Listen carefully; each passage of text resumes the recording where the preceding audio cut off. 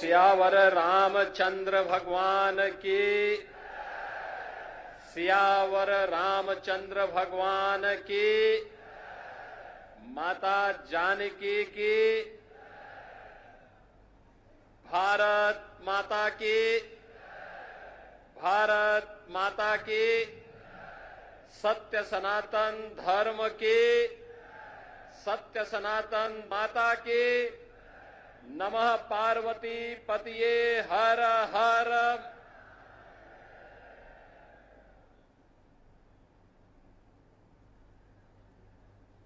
अवध तहां जहां राम निवासो, तहां ही दिवस जहां भानु प्रकाशो। जो पे सिय राम बन जाही, अवध तुम्हार काज कुछ नाही। दीपोत्सव के इस अष्टम संस्करण कार्यक्रम में आज इस समारोह की शोभा बढ़ा रहे हैं अयोध्या धाम के हमारे सभी पूज्य संतों की उपस्थिति में आज जो एक कार्यक्रम यहां पर आयोजित हो रहा है, केंद्रीय मंत्री पर्यटन और संस्कृति मंत्रालय के मंत्री माननीय श्री गजेंद्र सिंह शेखावत जी, उत्तर प्रदेश सरकार में मंत्रिमंडल के मेरे वरिष्ठ सहयोगी उप मुख्यमंत्री श्री ब्रजेश पाठक जी, प्रभारी मंत्री अयोध्या श्री सूर्य प्रताप शाही जी, प्रदेश के जल शक्ति मंत्री श्री स्वतंत्र देव सिंह जी, पर्यटन और संस्कृति मंत्री श्री जयवीर सिंह जी, प्रदेश सरकार के मंत्री श्री सचित चंद्र शर्मा जी,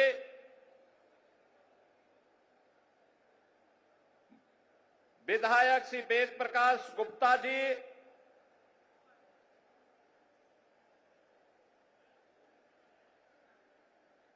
जिला पंचायत अध्यक्ष श्रीमती रोली सिंह जी, महापौर महंत गिरीशपति त्रिपाठी जी, विधान परिषद सदस्य डॉक्टर हरिओम पांडे जी, माननीय विधायकगण, आज के इस समारोह में अपनी कृपा पूर्वक उपस्थिति के कारण इस समारोह की शोभा बढ़ा रहे जगतगुरु रामानुजाचार्य स्वामी राघवाचार्य जी महाराज, जगतगुरु रामानुजाचार्य स्वामी विश्वेश प्रपन्नाचार्य जी महाराज, जगतगुरु रामानुजाचार्य स्वामी श्री सिद्धराचार्य जी महाराज, जगतगुरु रामानंदाचार्य श्री राम दिनेशाचार्य जी महाराज,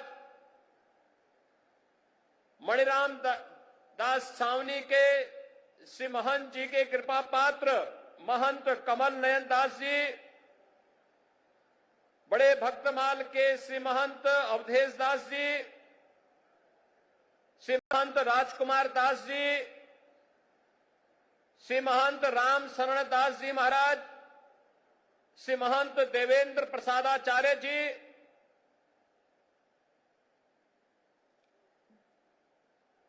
श्री महंत भरत दास जी, श्री महंत धर्मदास जी, जगतगुरु श्री सतवा बाबा महामंडलेश्वर महंत संतोष दास जी, महंत रामदास जी महाराज, आज के इस कार्यक्रम में उपस्थित अयोध्या के हमारे सभी पूज्य संतजन,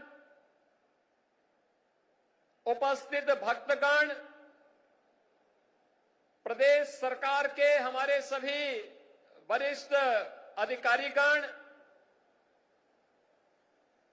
और प्रदेश के अंदर जहां कहीं भी लोग इस आवाज को सुन रहे हैं, उन सबको भी मैं आज के इस ऐतिहासिक दिन की हृदय से बधाई देते हुए आप सबका मैं अभिनंदन करता हूं। बहनों और भाइयों, ये सचमुच हमारे लिए अत्यंत आह्लादित करने वाला क्षण है। याद करिए, आज से 8 वर्ष पूर्व ये 8वां संस्करण है दीपोत्सव का, और प्रथम संस्करण में जब हम लोग आए थे, राम कथा मंडप भी छोटा था, भीड़ में उत्साह था, लेकिन एक ही स्वर गूंजता था, और वह स्वर एक ही गूंज रहा था, एक ही नारा लग रहा था। वह नारा था, चाहे वह संतों की ओर से, चाहे वह भक्तों की ओर से, एक ही नारा था कि योगी जी एक काम करो, मंदिर का निर्माण करो। एक ही स्वर गूंज रहा था, और मैंने उनको उस समय कहा था, विश्वास करिए, विश्वास करिए, ये जो दीप आपके द्वारा जलाए जाएंगे केवल दीप नहीं है, ये सनातन धर्म का विश्वास है। प्रभु राम की कृपा अवश्य बरसेगी। 500 वर्षों के बाद वे अपने धराधाम पर अपने काज को प्रारंभ करने के लिए अवश्य कृपा बरसाएंगे। आप कार्य करिए, कृपा भगवान की अपने आप बरसने वाली है, और हम सब आभारी हैं प्रधानमंत्री मोदी जी के, जिनकी दूरदर्शी सोच के कारण 5 अगस्त 2020 को जब दुनिया कोरोना महामारी के सामने पस्त थी, तब भारत के यशस्वी प्रधानमंत्री अयोध्या धाम में आकर के अपनी विरासत के प्रति कृतज्ञता का भाव व्यक्त करने के लिए अयोध्या आकर के उन्होंने राम मंदिर की आधारशिला का कार्यक्रम अपने कर कमलों से संपन्न किया था। और यह वर्ष अयोध्या के लिए अद्भुत है, अनुपम है, अलौकिक है, अद्वितीय है। जब इस वर्ष 22 जनवरी 2024 को अयोध्या धाम में 500 वर्षों का इंतजार समाप्त करके 500 वर्षों का इंतजार समाप्त करके एक बार फिर से रामलला अपने धाम में, अपनी जन्मभूमि में विराजमान होकर के दुनिया के अंदर पीड़ित और प्रताड़ित लोगों को संदेश दे गए हैं कि कभी भी अपने पथ से विचलित मत होइए, संघर्ष का रास्ता अपनाइए, सफलता जरूर प्राप्त करेगी, सफलता जरूर प्राप्त होगी। यह अवसर है हमारे पास उन सभी आत्माओं को स्मरण करने का जिनका पूरा जीवन राम जन्मभूमि आंदोलन के लिए, प्रभु राम की कृपा का प्रसाद प्राप्त करने के लिए समर्पित था।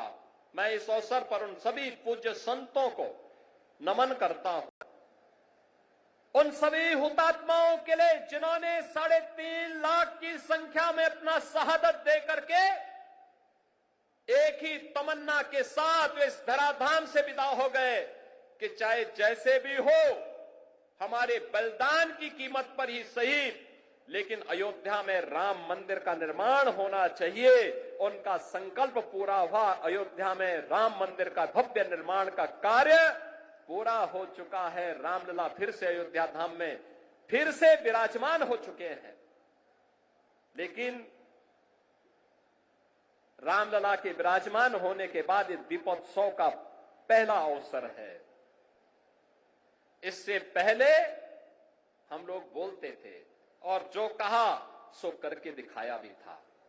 बहनों और भाइयों, ये डबल इंजन की सरकार जो बोलती है वो करके दिखाती है। अकेले अयोध्या धाम के विकास के लिए, जिस अयोध्या में 2017 के पहले बिजली नहीं मिलती थी, यहां की सड़कों की स्थिति, यहां के घाटों की स्थिति, यहां के मठ और मंदिरों की स्थिति, और जिन लोगों ने राम को ही उपेक्षित कर दिया था और जिन लोगों ने भगवान राम के अस्तित्व पर ही प्रश्न खड़ा किए थे, वे केवल भगवान राम के ही अस्तित्व पर प्रश्न नहीं खड़ा कर रहे थे, वे सनातन धर्म के अस्तित्व पर प्रश्न खड़ा करते थे। वे आपके अस्तित्व पर खड़ा करते थे प्रश्न, वे आपकी विरासत पर प्रश्न खड़ा करते थे। लेकिन कितना सदा सहता है हमारी, सदा सहता ही समझो, लेकिन आपकी सदा सहता विरोधी को कायरता नजर नहीं आनी चाहिए। और इसीलिए मैं कहने के लिए आया हूं आपसे आज, आपने 2017 के बाद जो भी कहा वह अयोध्या के अंदर हो करके रहा है। हम लोगों ने कहा था कि आपने कहा था 17 में कहा था, इसी मंच पर उस समय कहा था, पूज्य संतों की उपस्थिति में कहा था कि योगी जी एक काम करो, मंदिर का निर्माण करो। बहनों और भाइयों, मंदिर का निर्माण तो हो गया है, रामलला भी विराजमान हो गए। इसी मंच से मैंने और मेरे सहयोगियों ने भी और आदरणीय प्रधानमंत्री जी ने भी आपको कहा था, अयोध्या को दुनिया की सुंदरतम नगरी बनाएंगे। आज अयोध्या चमक रही है, दुनिया अयोध्या की ओर आ रही है। 31,000 करोड़ रुपए की लागत की परियोजनाएं या तो पूरी हो गई है या जिन पे कार्य युद्ध स्तर पर चल रहा है। और बहनों और भाइयों, इससे भी आगे जाकर के भी इस पे कार्य होने हैं। ये तो एक शुरुआत है, शुरुआत। अयोध्या एक शुरुआत है सनातन धर्म के लिए। विरासत और विकास के प्रधानमंत्री मोदी जी के विजन को जमीनी धरातल पर उतारने के लिए, उस अभियान को वैश्विक मंच तक ले जाने के लिए आज काशी हमारी चमक रही है। भव्य और दिव्य काशी के दर्शन दुनिया कर रही है। आज हमारा अयोध्या धाम जो भी आता है, मैंने 22 जनवरी को दृश्य देखा है, 23 जनवरी को मैंने वह दृश्य देखा है, जब देश भर से आए हुए श्रद्धालु अयोध्या में भगवान राम के मंदिर का दर्शन करते थे। उनके आंखों में खुशी के आंसू थे। कोई पिलर को पकड़ करके आंसू बहाता था और कोई जमीन पे लेट करके भगवान को भी दंडवत करता था। उनके सामने शीश नवाता था, लेकिन अपने अश्रु बहा करके खुशियों को भी उजागर करता था। बहनों और भाइयों, वह सभी दृश्य मैंने अपनी आंखों के सामने अयोध्या के अंदर देखे हैं। और मैंने उन लोगों के भी काले कारनामे देखे हैं जिन्होंने राम भक्तों के लहू से अयोध्या को और सरयू मैया को लहूलुहान किया था। वह दृश्य भी हम लोगों ने अयोध्या के अंदर देखा है। और इसीलिए मैं आपको एहसास कराने के लिए आया हूं आज। हमने जो कहा, ये डबल इंजन की सरकार ने जो कहा था, वह तो करके दिखा दिया। अब अयोध्या की बारी है। अयोध्या को फिर से अपने आप को साबित करने की बारी है। और याद रखना, ये मां सीता की अग्नि परीक्षा बार बार नहीं होनी चाहिए। हमें इस अभिशाप से निकलना ही होगा। अयोध्या को भव्य और दिव्य रूप देना ही होगा। इसके लिए अयोध्या वासियों को एक बार फिर से आगे आना होगा। और इसी के लिए आज हम आपको एहसास कराने के लिए आए हैं। ये जो कार्यक्रम इतनी भव्य रूप में यहां पर आयोजित हो रहे हैं, ये जो स्वरूप है अयोध्या का, ये बदलावा स्वरूप आज दुनिया को अपनी ओर आकर्षित कर रहा है। कोई सोचता था अयोध्या में 4 लेन की सड़कें होंगी, धर्म पथ के नाम पर होंगी, राम पथ के नाम पर होंगी, भक्ति पथ के नाम पर होंगी, जन्मभूमि पथ के नाम पर होंगी। कोई जानता था इतने फ्लाईओवर अयोध्या के अंदर बनेंगे? कोई कभी कल्पना करता था कि अयोध्या, जहां 4 घंटे 5 घंटे बिजली नहीं मिलती थी, जो लोग आपको बिजली के लिए तरसाते थे, सड़ी हुई गर्मी में तरसने के लिए छोड़ देते थे, वे भी आज राम की दुहाई दे रहे हैं। जो लोग राम जी की बेड़ी में सड़े हुए जल में आपको स्नान करने के लिए मजबूर कर देते थे, वे भी आज अयोध्या आकर के अपना ताल ठोकना चाहते हैं। लेकिन हम लोगों ने तो राम जी की बेड़ी को ऐसा बना दिया, एक तरफ से आज पानी आता है और दूसरी ओर निकल जाता है। ऐसे लगता है जैसे हरिद्वार की राम जी की बेड़ी आज हर जी की बेड़ी बनकर के यहां के भक्तों को तार रही हो। आज अयोध्या को देश की पहली सोलर सिटी बना दिया गया है। और याद करिए, हजारों वर्ष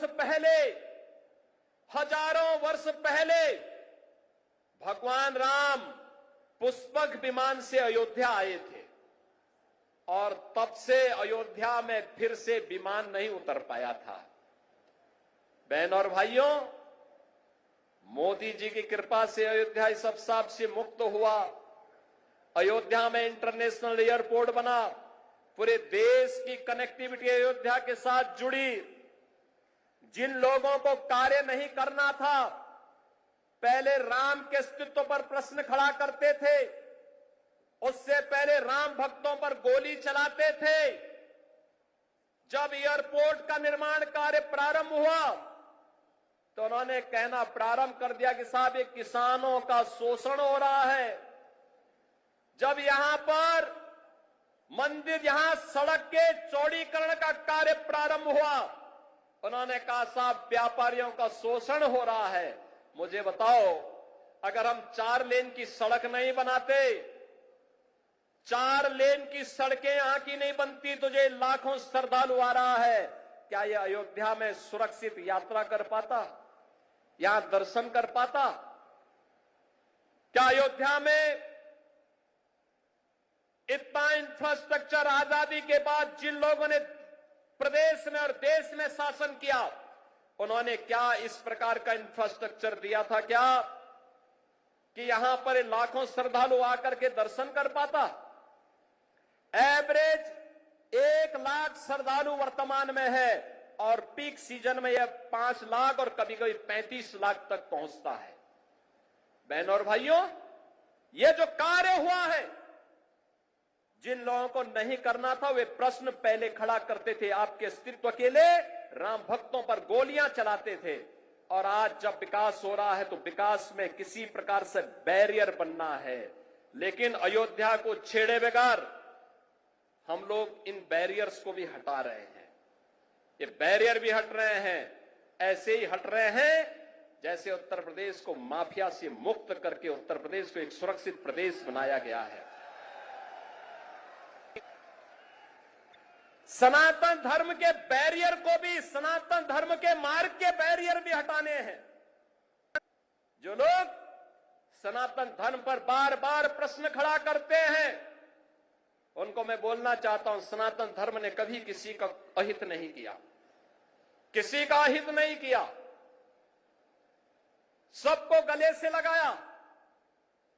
दुनिया की कोई ऐसी जाति, कोई ऐसा मत, संप्रदाय, सेक्ट नहीं जिसकी विपत्ति के समय सनातन धर्मावलंबियों ने उन्हें शरण देकर के फलने फूलने आगे बढ़ने का अवसर न दिया हो। विश्व मानवता आज भी इसके प्रति कृतज्ञता ज्ञापित करती है।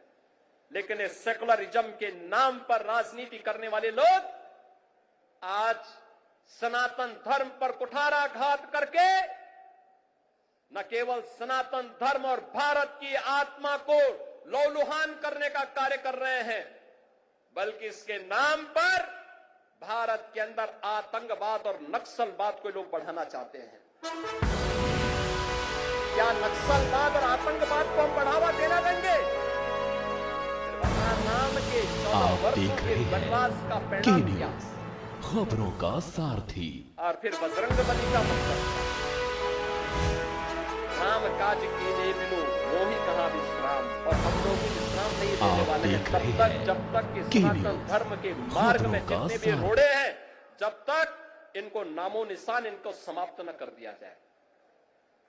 जो भी मानवता के मार्ग में, विकास के मार्ग में बैरियर बनेगा, उसकी वही दुर्गति होनी है जो उत्तर प्रदेश के माफियाओं की हुई है। और बहनों और भाइयों, अब अयोध्या से मैं यही कहना चाहता हूं, यह अवसर है हम सब के लिए।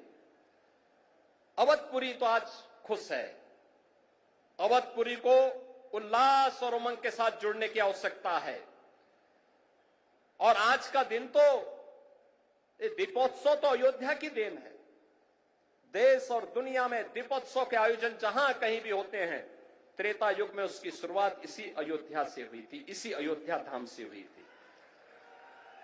उसी स्मृति को जीवंत बनाए रखने के लिए हम लोगों ने इस कार्यक्रम को आगे बढ़ाया है। और उसी स्मृति को जीवंत बनाए रखने के लिए तुलसीदास जी ने भी कहा कि अवधपुरी प्रभु आवत जाने, वहे सकल शोभा के खाने। यानी आज प्रभु आए हैं और यहां पर तो 22 जनवरी 2024 को प्रधानमंत्री मोदी जी के कर कमलों से जब रामलला का विराजमान हुआ था, अयोध्या धाम उसी प्रकार से जगमगा रहा था। और अयोध्या धाम ही नहीं, दुनिया के अंदर जहां कहीं भी सनातन धर्मावलंबी था, वह सर्वत्र सर्वत्र इसकी प्रशंसा हो रही थी, हर्षोल्लास के गान हो रहे थे, सर्वत्र लोग नतमस्तक थे इस बात को लेकर के कि वास्तव में भारत ने अपने लोकतंत्र की ताकत का एहसास दुनिया को कराया है। न्यायपालिका का फैसला,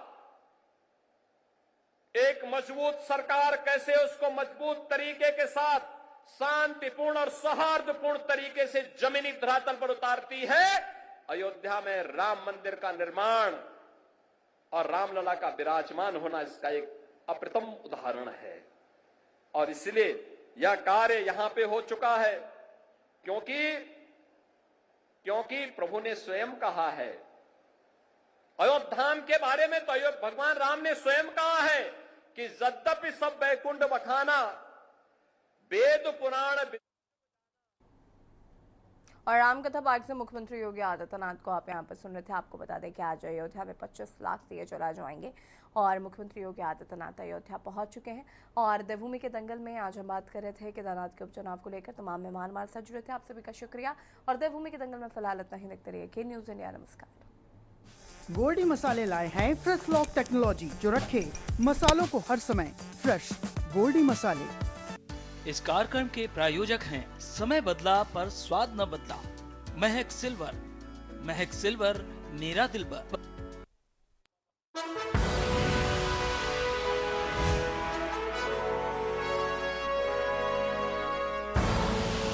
आप देख रहे हैं के न्यूज़, खबरों का सारथी। केसरिया से मन जोगी हुआ रे, दिल झूमे देखो मतवारा हुआ रे। केसरिया से मन जोगी हुआ। हर पल मनाओ केसरी त्योहार। विमल, बोलो जुबान केसरी।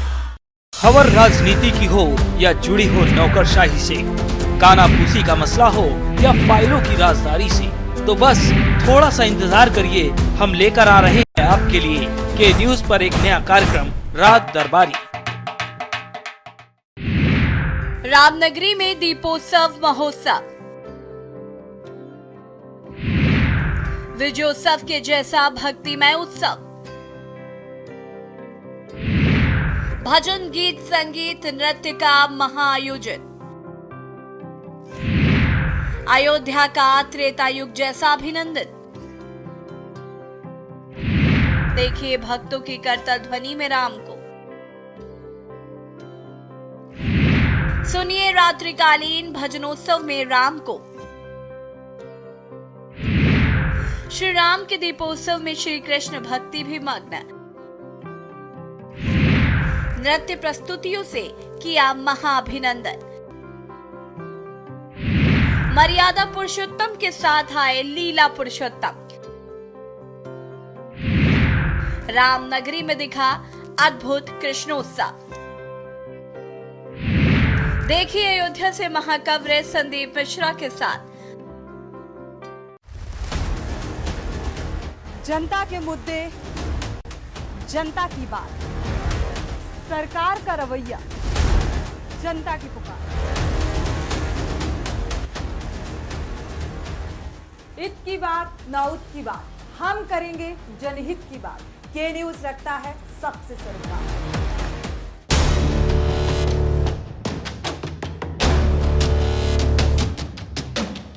देश के हर गांव, हर शहर उठेगी खबरों की लहर। रोज होगी आपकी बात, जब मैं करूंगी देश की बात।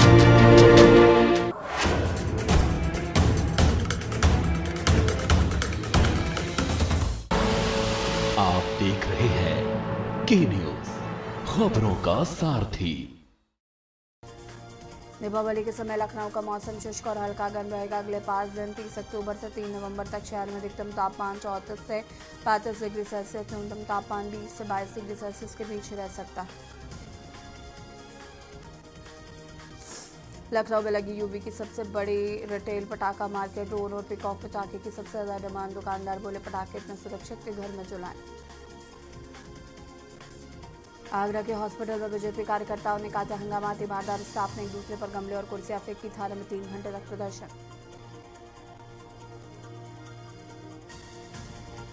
आगरा में दीपावली पर आतिशबाजी के लिए शहर में। आप देख रहे हैं के न्यूज, खबरों का सारथी। गोल्डी मसाले लाए हैं फ्रेश लॉक टेक्नोलॉजी, जो रखे मसालों को हर समय फ्रेश। गोल्डी मसाले। इस कार्यक्रम के प्रायोजक हैं समय बदला पर स्वाद न बदला, महक सिल्वर। महक सिल्वर, मेरा दिलबर।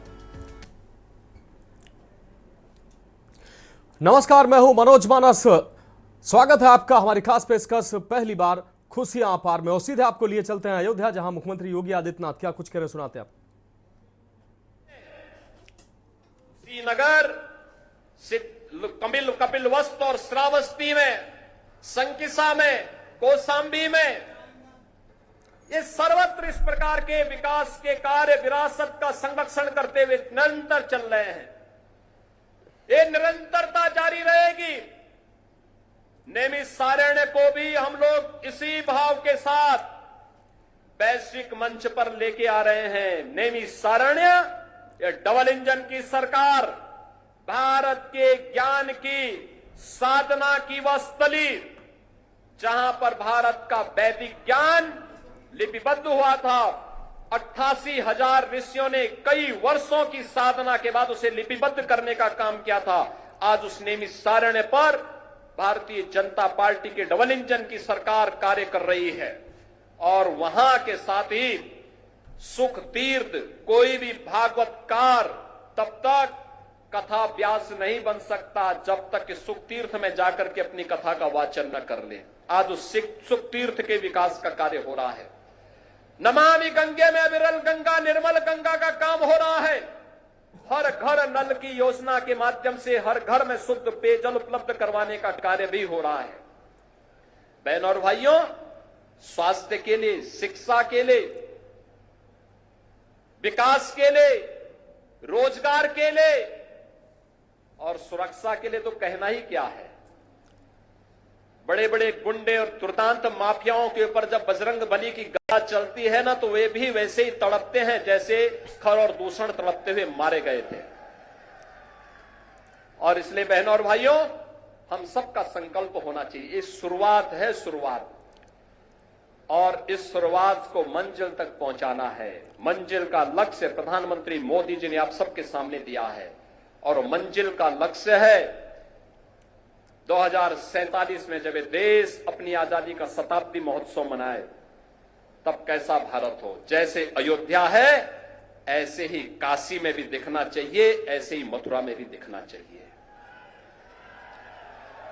बोले वृंदावन बिहारी लाल के। और ऐसे ही काशी में भी हो, हर हर महादेव के गुंजायमान से काशी बाबा विश्वनाथ धाम भी गूंजना चाहिए।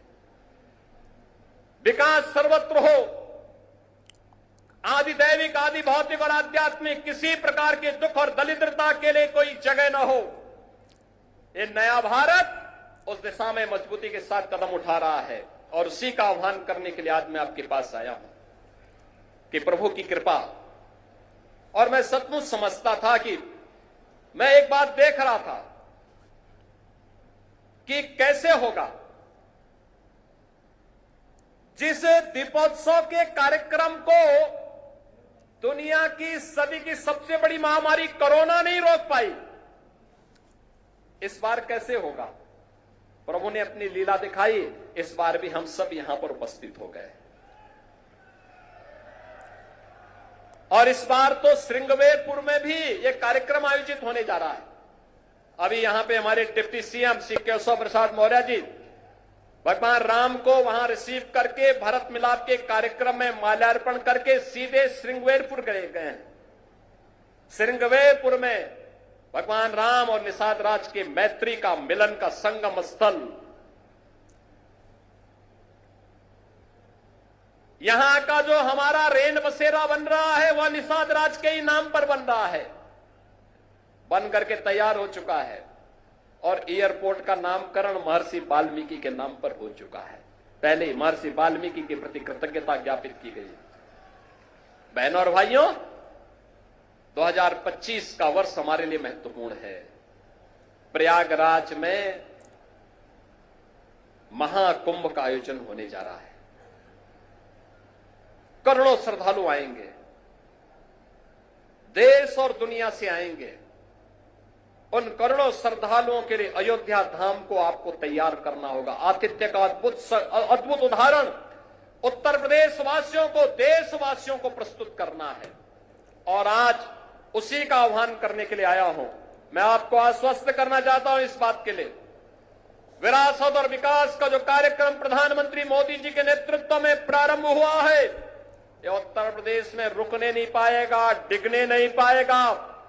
उत्तर प्रदेश के अंदर अपनी विरासत का संरक्षण करते हुए विकास की गंगा मां सरयू की कृपा से, प्रभु की कृपा से निरंतर आगे बढ़ती रहेगी। इस विश्वास के साथ मैं आप सभी प्रदेशवासियों को और सभी सनातन धर्मावलंबियों को आज के इस अवसर पर प्रभु राम के अयोध्या धाम आगमन की स्मृति में आयोजित इस दीपोत्सव के भव्य कार्यक्रम के अवसर पर मैं हृदय से बधाई देता हूं, पूज्य संतों का अभिनंदन करता हूं।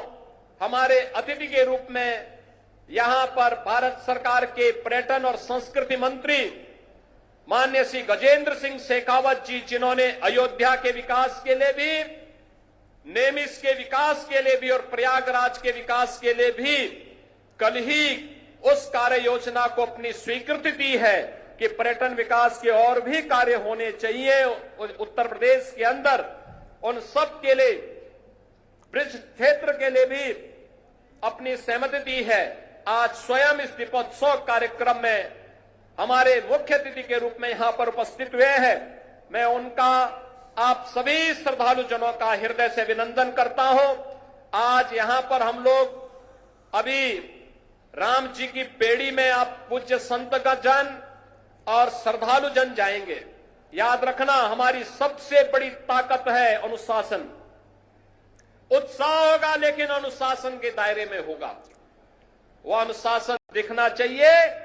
इस विश्वास के साथ मैं आज के इस अवसर पर आप सबको दीपोत्सव का, दीपावली का हृदय से बधाई देता हूं।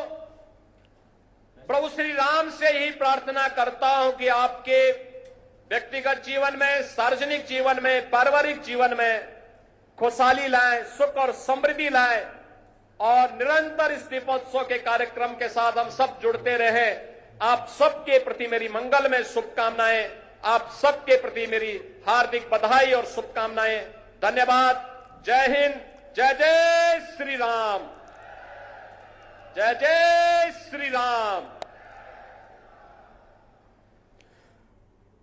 तो प्रदेश के मुखिया योगी आदित्यनाथ को आप सुन रहे थे। मुख्यमंत्री और दोनों डिप्टी सीएम के साथ अयोध्या पहुंचे हैं और आज जो भव्य दीपोत्सव का कार्यक्रम 500 वर्षों के बाद भगवान श्री रामलला अपने मंदिर में विराजमान, उसके बाद ये दिवाली पहला दीपोत्सव जो ऐतिहासिक होने जा रहा है और उस कार्यक्रम की शुरुआत हो चुकी है। और उससे पहले प्रभु राम, लक्ष्मण और सीता का पुष्पक विमान के माध्यम से अयोध्या में आगमन हुआ और जिसकी अगवानी, जिसका स्वागत मुख्यमंत्री के द्वारा किया गया। इस दौरान रथ में जब प्रभु राम और लक्ष्मण और सीता सवार हुए तो मुख्यमंत्री के द्वारा उनके रथ को भी खींचा गया, उनका भव्य स्वागत किया गया। उनको आसीन करने के बाद मुख्यमंत्री के द्वारा इन जो राम, लक्ष्मण और सीता स्वरूप, इनको तिलक लगाकर इनका स्वागत किया गया। उसके बाद मुख्यमंत्री का संबोधन सामने आया। उन्होंने अयोध्या के विकास के साथ साथ अयोध्या के सांस्कृतिक धरोहर को आगे बढ़ाने की बात की। और आज हम दीपोत्सव की बात कर रहे हैं, ऐतिहासिक दीपोत्सव। 500 वर्षों के बाद रामलला अपने महल में विराजमान हुए हैं और उसकी खुशी में आज भव्य दीपोत्सव का ये कार्यक्रम मनाया जा रहा है। वैसे तो हर वर्ष ये कार्यक्रम मनाया जाता है, पूरा देश दीपोत्सव का ये पर्व हर्षोल्लास के साथ मनाता है। दीपोत्सव का जो पर्व है वो भगवान श्री राम के वन गमन के बाद वापस अयोध्या आने के अवसर पर उनकी खुशी के तौर पर मनाया जाता है। लेकिन 2017 में योगी आदित्यनाथ की सरकार बनने के बाद जिस तरीके से अयोध्या में दीपोत्सव का भव्य स्वरूप हर वर्ष देखने को मिलता है, उसी की कड़ी में इस वर्ष भी 8वीं बार दीपोत्सव का भव्य आयोजन किया जा रहा है। लेकिन इस वर्ष का जो दीपोत्सव है वो काफी ऐतिहासिक है, काफी अलग है। अयोध्या नगरी को अद्भुत तरीके से सजाया गया है क्योंकि प्रभु राम लला के मंदिर में विराजमान होने के बाद ये पहला दीपोत्सव है। इसलिए इस दीपोत्सव को भव्य और दिव्य बनाने के लिए हर तरह के प्रयास किए गए हैं। सरकार स्तर से, संगठन स्तर से हर तरह के प्रयास इस दीपोत्सव को भव्य और ऐतिहासिक बनाने के लिए किए गए हैं ताकि ये जो दीपोत्सव है, प्रभु रामलला के आगमन के बाद का ये जो दीपोत्सव है ये ऐतिहासिक हो, इतिहास में इस दीपोत्सव को याद रखा जाए। तो अयोध्या में दीपोत्सव का आयोजन शुरू हो चुका है। प्रभु राम, लक्ष्मण और सीता का आगमन पुष्पक विमान के माध्यम से हुआ, जिसकी अगवानी, जिनका स्वागत मुख्यमंत्री योगी आदित्यनाथ के द्वारा किया गया है। और अब कुछ ही पल के बाद दीपोत्सव और जो लेजर लाइट का शो है उसका आकर्षण देखने को मिलेगा। तो ये दिव्य दरबार आप देख सकते हैं, सीधी तस्वीरें अपने दर्शकों को दिखा रहे हैं। इस प्रभु राम का ये दिव्य दरबार जिसकी अगवानी और स्वागत मुख्यमंत्री के द्वारा स्वयं किया गया है। हर तरफ लगातार